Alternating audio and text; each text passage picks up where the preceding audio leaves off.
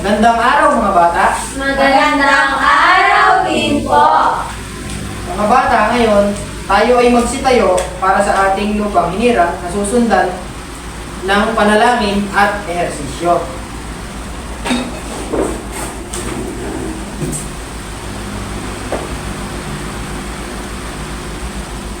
Kababayan, ang pambansang awit ng Pilipinas.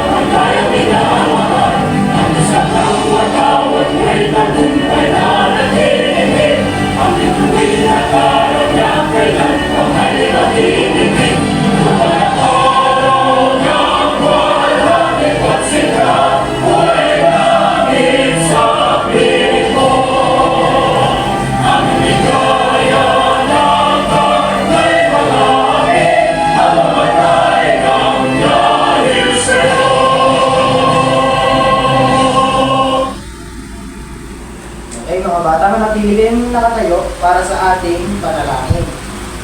Lumuko kayo at tayo magdarasal ng kaigib. Name of the Father, the Son, the Holy Spirit. Amen. Ama, salamat po sa araw na to. Kami po ay pinagkalooban ninyo ngayong araw na to ng isang magandang araw at magandang buhay. Salamat po, Ama. Kami po ay hindi magsasawa sa inyo na kayo ay pagsalamatan sa araw-araw. Amen. Ngayon, mga bata, maaari ba kayong tumingin sa ating labas?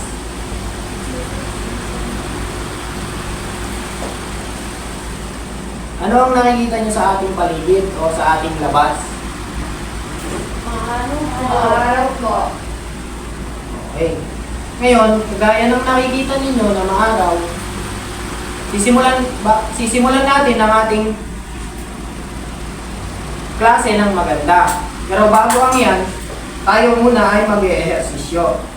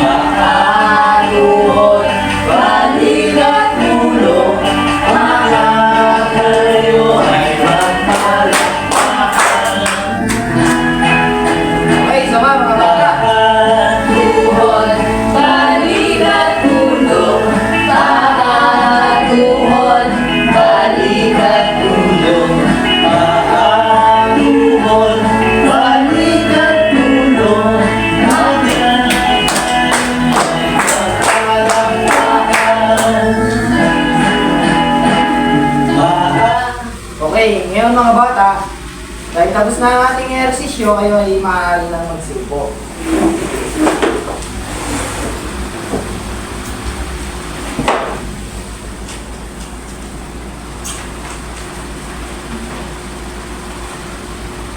Ngayon naman mga bata, ating alamin kung sino ang lumiban sa ating klase. Ito ang unang grupo at ito naman ang ating pangalawang grupo. Ngayon, Sa unang grupo, maaari mo bang sabihin, Abi, kung sino ang lumiban sa ating klase? Wala pong lumiban sa aming grupo. Galing. Sa pangalawang grupo, sino ang lumiban? Maaari mo bang sabihin? Ana? Wala pong lumiban sa aming grupo. Mahusay. Mga bata, ngayon, naaalala niyo pa ba yung binigay ko sa inyong takdang aralin kahapon? Opo! Ngayon, mga bata, maaari nyo na itong ipasa ang tahimik.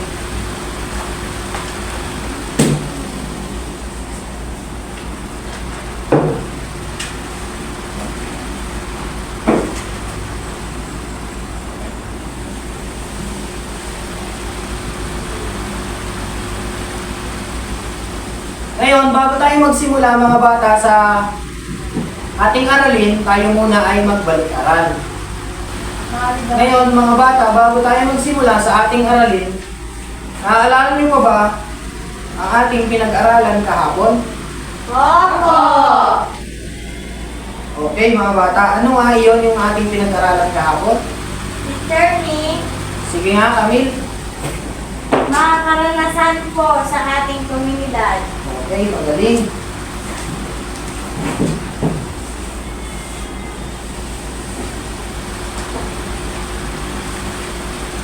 Ngayon mga bata, meron ako sa inyong ipapakita mga larawan. Ngayon tutuklasin nyo ito kung ano ang aking ipapakita sa inyo na mga larawan.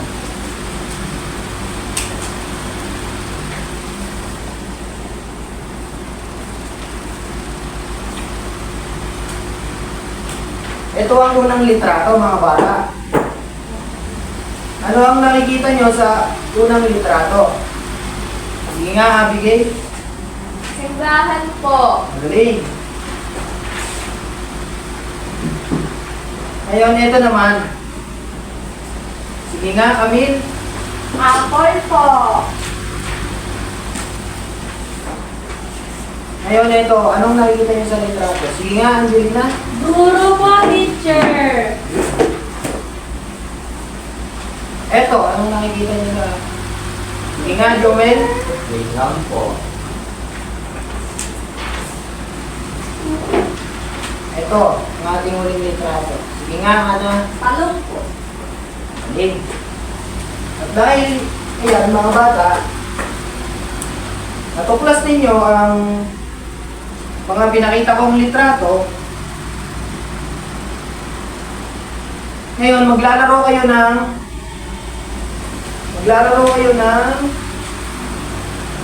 tatawagin natin sa 4 pics, 1 word or 4 na litrato, isang salita. Huhulaan nyo lang ito mga bata at ipapakita ko sa inyo yung bawat litrato. Sa unang litrato mga bata, maaari nyo ba ng Teacher me, sige nga, Camille. prutas po. Madali. Ito naman, sa ating pangalawang litrato, sige nga, Angelina. Palengke po, teacher. Good, magaling. Ang ating pangatlong litrato, sige nga, Ana. Gulay po. Magaling.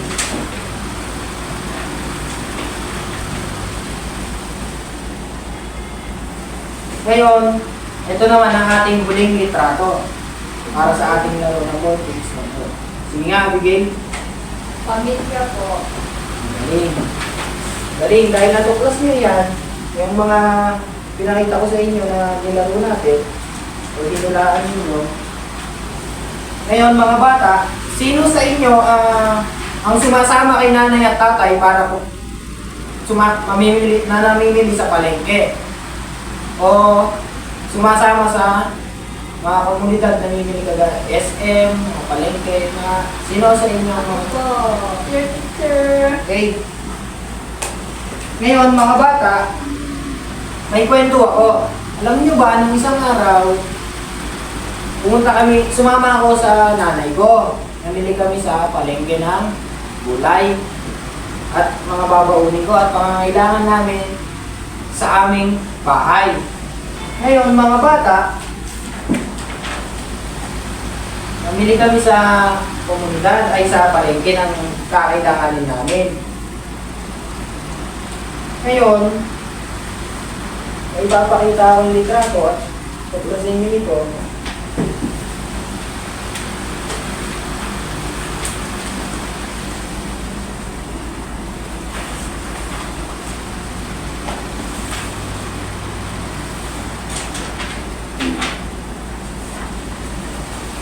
Ito mga bata, nakikita nyo ba yung hawak kong mga litrato? Opo. Maaari nyo bang sabihin sa akin kung ano ito? Palengke po. Mall. Saka, Mall po. ay, galing mga bata. Ayan ang tawag dito sa mga pinakita kong larawan. Ngayon, mga bata, meron akong inihandang tula. Ang ating tula ay ang pamagat, ang gulay, prutas at pamilya sa aking komunidad. Sa bawat tindahan, ang gulay ay sariwa. Sa palengke at hardin, ang prutas ay masarap. Sa hapagkainan, pamilya ay sama-sama. Sa komunidad, di mawawala. Ngayon mga bata, meron akong inihandang larawan dito. Ito mga bata, anong nakikita niyo sa ating pinakikita kong larawan? Palengke po. Okay, magaling. Ngayon mga bata, sa palengke, diyan tayo namimili ng ating pangangailangan sa araw-araw. Pili ng ating pangangailangan, mga damit, bigas, yung mga pang-araw-araw natin kailangan sa ating araw-araw na pamumuhay. Ngayon, mga bata, ating kilalanin ang iba't ibang uri o iba't ibang klase ng pamilihin sa ating komunidad. Ngayon, mga bata, ano ang aking ipapakita nito? Sige nga, Angelina. Palengke po o pamilihang bayan. Okay. Dali. Ngayon, ano ang ating mga mabibili sa palengke? Sige nga, Camille. Bigas po. Ana, Isda po. Yomel. Gulay po. Sige nga, Abigail. Pwede. Prutas po. Okay, ang lahat ng inyong sinabi ay nabibili sa ating palengke. Kagaya ng mga sariwang isda, gulay, bigas. Ngayon, ito naman mga bata, anong tawag sa litratong ipapakita? Teacher. Sige nga, Angelina. Supermarket po. Okay, magaling. Ngayon, sa supermarket, ano naman ang mga mabibili natin dito? Pancit canton. Magaling. Sige nga, Jonel. Ikaw. Gatas po. Amin. Ikaw, Amin. Sardinas po. Mahusay mga bata. Ngayon na ito ang ating ipapakita ko ulit at ito ang ating litrato. Sige nga. Mall po. Magaling. Ngayon, sino sa inyo ang nakapunta na sa mall? Teacher me. So, ano ang mga mabibili natin sa mall? Abigail. Damit po. Kami. Sapatos po. Yomel.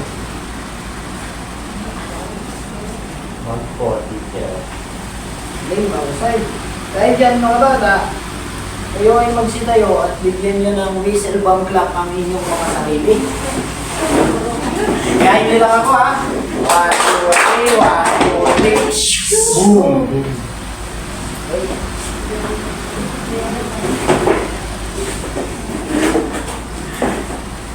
Ngayon mga bata, nanatukoy na natin ng iba't ibang produkto sa bawat pamilihan. Ngayon, may ibibigay ako sa inyong listahan ng mga bilihin at inyong papangalanan.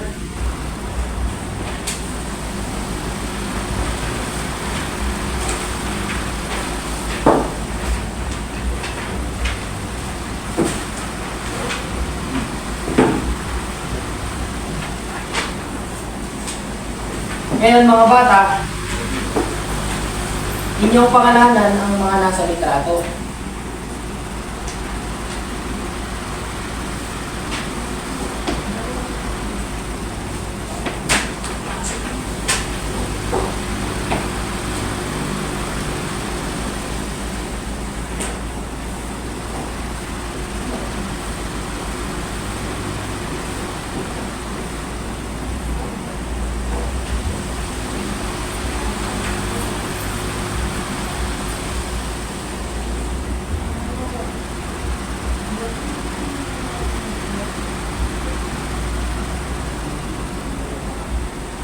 Yes. Teacher, tapos na po ako. Ako din po. Ako din po. Teacher, ako.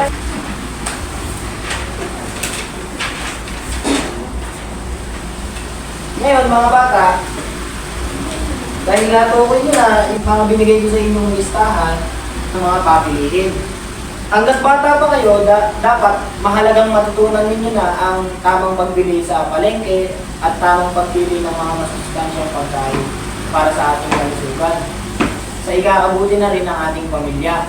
Ngayon mga bata, meron akong inihandang aktibidad o activity sa inyo. Ngayon, may mga picture ako dito. At i-ano nyo lang siya kung saan siya akma o nararapat o kung saan siya tamang mabibili. Ngayon mga bata, isa-isa lang kayo ha. Bigay, maaaring ibang pangunahan.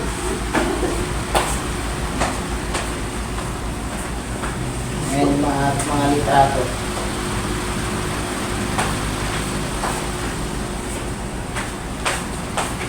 Sige nga.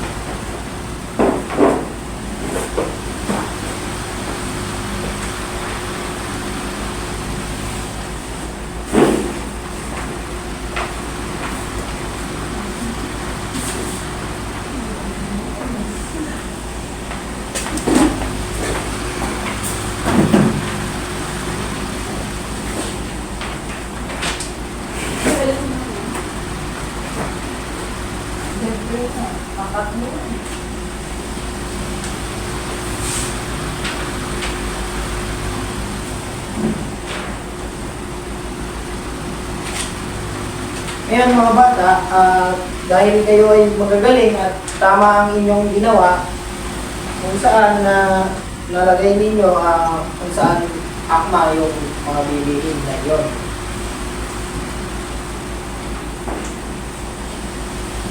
Ngayon naman mga bata, sa ating nasunod na gawain, meron akong ibibigay sa inyo na sagutin or ito ay pagtatapat-tapatin nyo lang kung saan, halimbawa, sa palengke, kung anong mabibili doon, tatawagin natin itong matching type.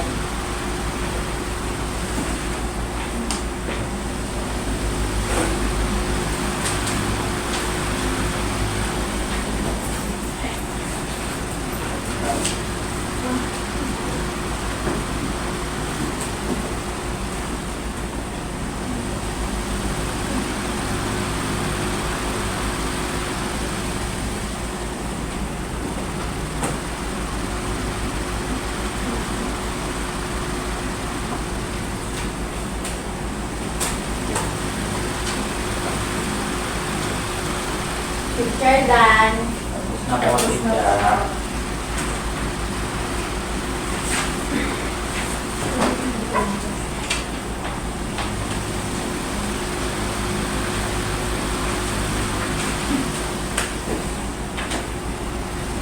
Ngayon naman, mga bata,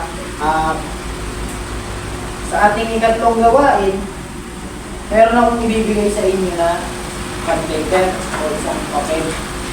Ngayon, magdodrawing kayo dito na halimbawa kung ano yung mabibili sa palengke o supermarket o tindahan sa organic store, kung ano yung mga talipapa, kung ano yung mga produktong mabibili doon. Bibigyan ko kayo isa-isa ng mga bond paper kung saan ito yung pagdodrawing ninyo.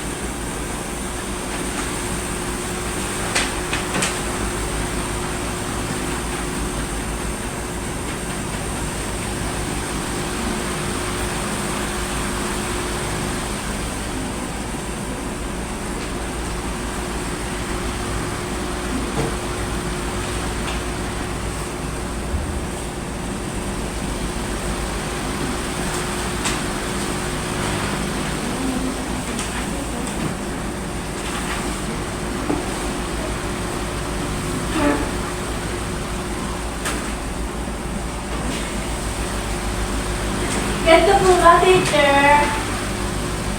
Tama, magaling, magaling. Teacher Mahusay yan, bata. yan. Tapos na po. Maaari mo nang buhatin mo yung mga kapos. Teacher, tapos na ka.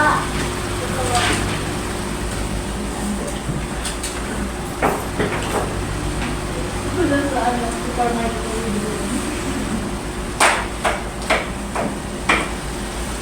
Ngayon, mga bata, ano naman ang kahalagahan ng pagbili ng ating pangangailangan sa araw-araw? Maaari ba kayong magbigay ng halimbawa or para malaman ko kung may natutunan pala kayo?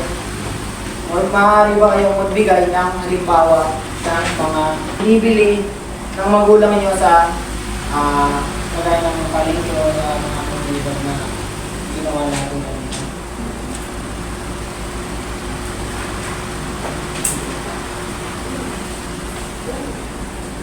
Abigail.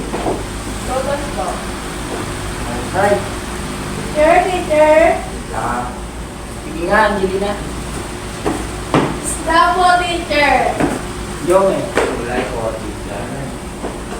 Ngayon, mga bata, ang inyong mga sinabi ay ating kailangan sa ating pang-araw-araw sa buhay.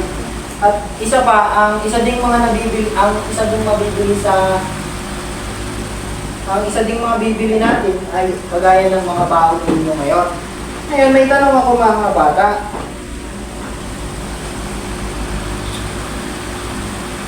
Paano natin mapahalagahan ang pagkain? Sige nga, Camille. Huwag magsayang ng pagkain. Say. Pangalawang tanong, ano ang ating gagawin kapag walang pagkain ang isang kaklase natin o isang kaklase natin na walang pagkain? Teacher. Sige nga, yung Yan po. galing. Ngayon, dapat ano man ang ating pagkain o ano man ang meron sa atin ay dapat huwag tayong maging maramot sa kapwa natin. Dapat lagi mong isipin mga bata na hindi dapat magdamot ng pagkain o kung ano man na meron tayo ay huwag nating ipagdamot sa ating kaklase o sa ating kapwa. Ngayon, para sa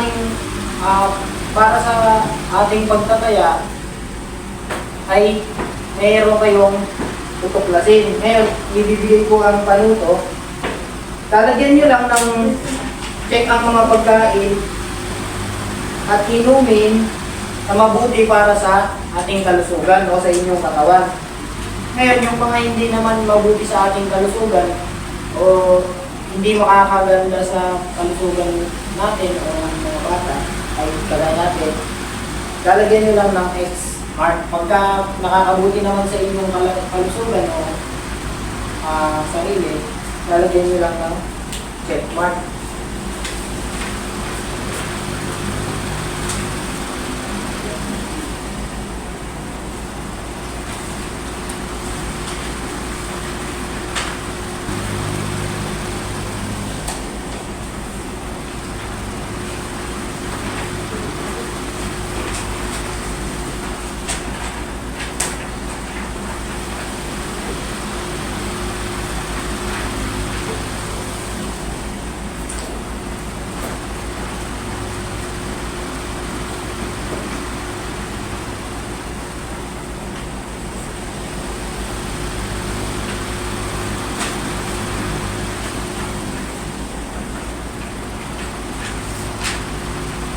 Jordan.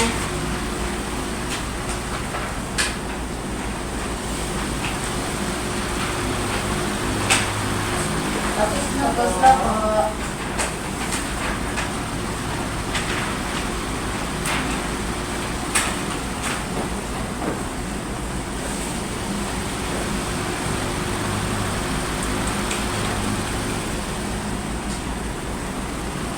Ngayon mga kabata, para naman sa inyong takdang aralin, may ibibigay ako, litrato. Bibilugan niyo lamang ang angkop na binibilihan o nabibilihan natin sa komunidad.